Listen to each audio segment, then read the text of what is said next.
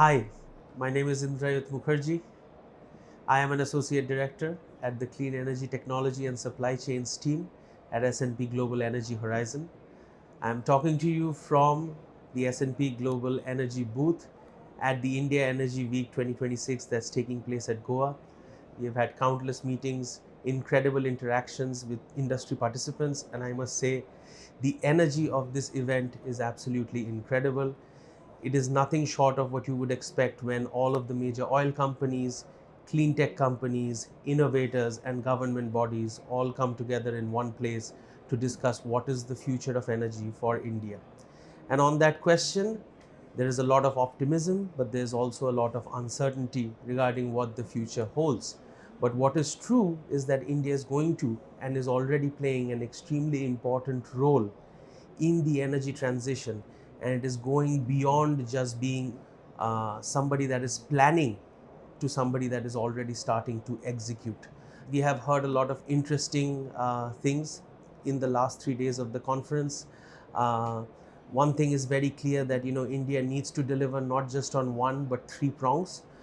We need a lot of clean power, but we also need that power to be affordable, and we also need that power to be reliable. And the strategies of tomorrow need to be kind of dialed in such a way that all three of these are delivered simultaneously.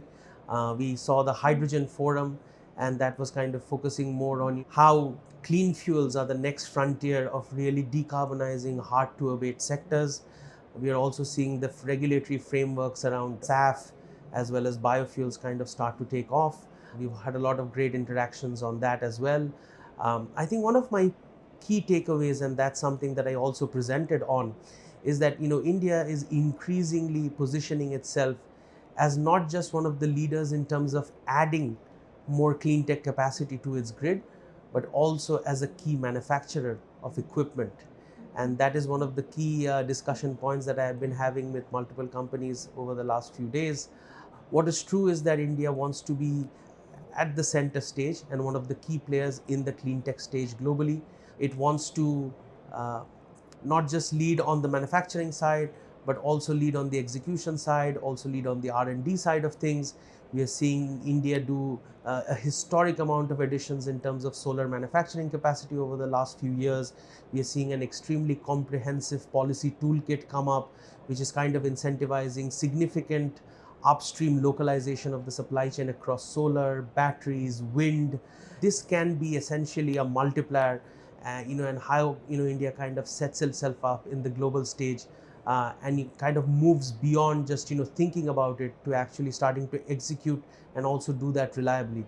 If I had to just leave you with some numbers, there was a particular day last year where India delivered 51.5% of its total electricity demand from renewables, and at the same time it crossed the 50 gigawatt install capacity mark for wind and the 100 gigawatt install capacity mark for solar.